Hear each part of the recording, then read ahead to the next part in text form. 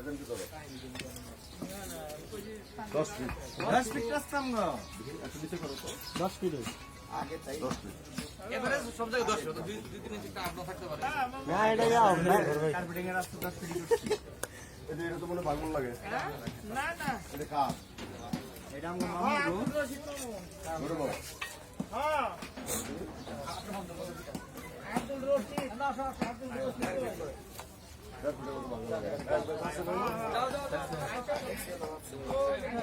রান্না লেগে কি করবেন?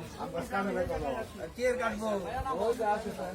করে গাছ কেটে শেষ করা পারি না, আম গাছ কাটবো কোন সময়? কারোর কাছে ছোট একটা কাটতারি নেই, আম গাছটা কোন সুন্দর বড়টা।